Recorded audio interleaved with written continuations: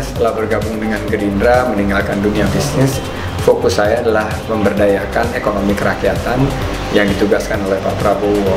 Tapi rupanya dari beberapa kader menginginkan ada suatu terobosan baru untuk Pilgub DKI di 2017 ini. Saya sampaikan ke Pak Prabowo, wah saya tuh awam di politik, nggak mengerti seluk-beluknya, nggak mengerti kemampuan untuk seorang politisi menawarkan suatu kepemimpinan yang baru di Jakarta, jangan saya deh. Tapi beliau meyakinkan saya bahwa tolong dipelajari dulu, karena ini demi Jakarta yang lebih baik dan lebih sejahtera ke depan. Akhirnya kami melakukan kajian dengan focus group discussion maupun beberapa survei awal untuk mempelajari apa sih yang diinginkan oleh warga Jakarta untuk kepemimpinan di 2017 ke depan.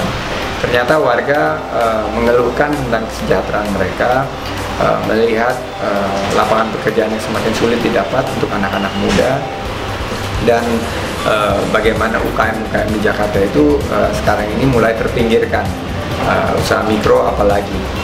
Ketiga, juga warga Jakarta mengingatkan kok harga bahan pokok ini semakin melambung tinggi, semakin di luar jangkauan oleh masyarakat kelas menengah ke bawah. Akibatnya kesenjangan ekonomi itu semakin melebar.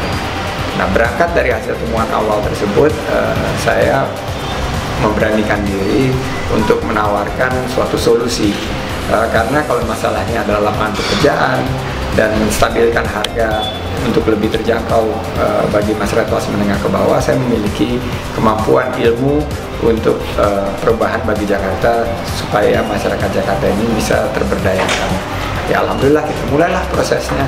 Kita lihat 2016 dimulai, saya mulai ikut program sosialisasi bulan Februari, dan setelah berjalan hampir 6 bulan, kemarin baru ditetapkan oleh Pak Prabowo tanggal 29 Juli sebagai calon gubernur dari Gerindra. Apakah kita bisa menangkap aspirasi warga, itu yang menjadi kunci kemenangan. Saya yakin karena kita bisa menangkap aspirasi warga, isu-isu yang terkini kita bisa kemas dengan baik, kita akan mampu memenangkan hati dan pikiran warga Jakarta.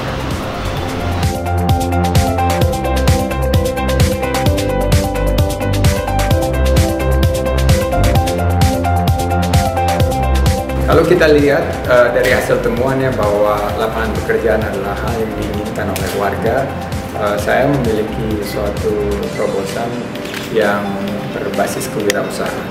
Saya ingin masyarakat di Jakarta dengan pelatihan-pelatihan khusus bisa mengubah mindset dari mencari lapangan pekerjaan menjadi pencipta lapangan pekerjaan.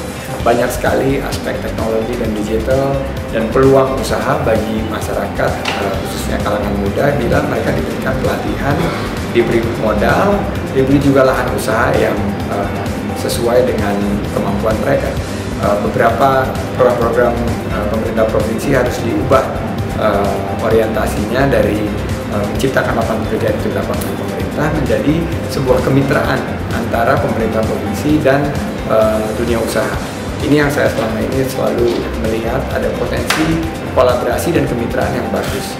Kedua adalah masalah harga-harga yang melambung tinggi. Saya melihat bahwa kita harus sederhanakan rantai distribusi, kita harus pastikan pasokan sehingga tidak ada dislokasi antara permintaan dan penawaran atau demand dan supply. Kita bisa mengadopsi inovasi-inovasi terbaru dari teknologi dan digital. Jadi kami beberapa waktu lalu bekerja sama dengan anak-anak muda menawarkan solusi-solusi teknologi dan digital untuk menyederhanakan rantai distribusi sehingga petaninya terberdayakan, harganya tidak ditekan, pedagangnya juga bisa makmur, dan pembeli tidak membeli dengan harga yang sangat mahal. Itu yang selalu kita lihat sekarang, harganya mahal tapi petaninya tetap tidak mampu untuk keluar dari garis kemiskinan, pedagangnya juga susah, sedangkan pembelinya protes karena harganya mahal dan tidak terjangkau. Dengan dua pilar tadi, saya harapkan kesenjangan ekonomi akan mulai bisa teratasi. Jakarta 4 tahun ini melihat bahwa melebarnya kesenjangan ekonomi ini diharapkan tidak terus masuk ke titik-titik yang semakin mengkhawatirkan, karena ini adalah embrio permasalahan sosial. Kalau masalah ekonomi tidak ditangani dengan baik, akan menjadikan embrio sosial yang berakibat kepada rasa keamanan maupun kriminalitas.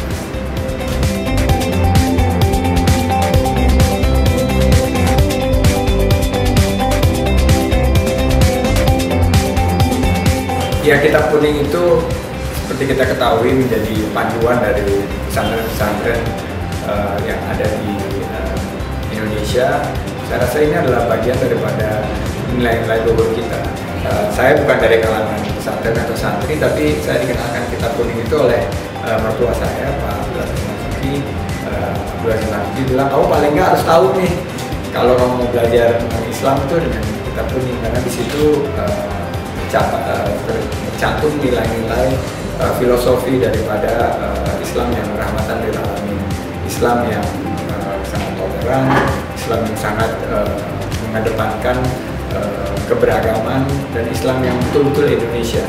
Jadi saya melihat bahwa kemarin kita mungkin dalam arus liberalisme dan arus globalisasi ini kadang-kadang lupa dengan akar kita sendiri, dan akar daripada santri-santri di pesantren itu adalah kita. Jadi jangan sampai kita lupakan sejarah. Kata Bung Karno kan jas merah, jangan sekali-sekali melupakan sejarah.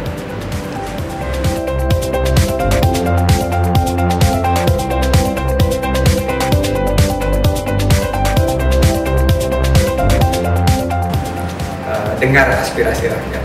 Rakyat melihat bahwa negara sekarang lagi kurang uang, lagi banyak pemangkasan. Jadi alangkah baiknya kalau memang hanya satu putaran ada suatu proses pilgub yang singkat dan enak. Kedua, saya melihat bahwa ada nama-nama yang muncul, ada nama-nama yang diharapkan oleh warga Jakarta. Ya, mohon diakomodir, dipelajari, dikaji, dan dilakukan ada instrumen survei, baik itu melalui digital teknologi maupun survei yang biasa, dalam kurun waktu yang cukup singkat bisa mendengar apa yang menjadi aspirasi dari warga. Saya percayakan mekanisme dari koalisi beberapa pimpinan partai ini untuk menentukan pasangan calon. Mandat saya, surat rekomendasi saya dari Pak Prabowo sebagai Ketua Dewan Pembina Partai Gerindra dan Ketua Umum Gerindra adalah sebagai calon gubernur. Saya tulus ikhlas menjalani proses ini, dan saya yakin selama aspirasi rakyat bisa diserap, selama harapan daripada masyarakat Jakarta bisa kita wujudkan dengan menghadirkan pasangan calon yang merasa dekat di hati mereka, berpihak kepada wong cilik, berpihak kepada rakyat kecil, saya yakin kita akan mampu menghadirkan pemimpin yang baru 15 Februari 2017 untuk Jakarta yang lebih baik dan lebih sejahtera.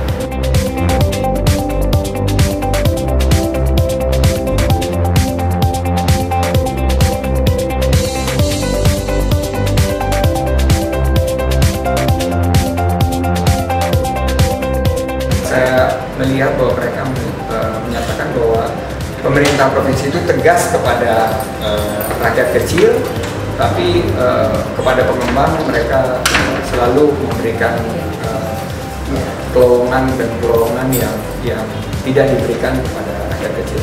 Kita berharap bahwa rakyat kecil ini lebih diperhatikan. Permasalahan-permasalahan yang ada di sekitar mereka mengenai penggusuran itu selama disosialisasikan dengan baik, mereka pasti akan mendukung.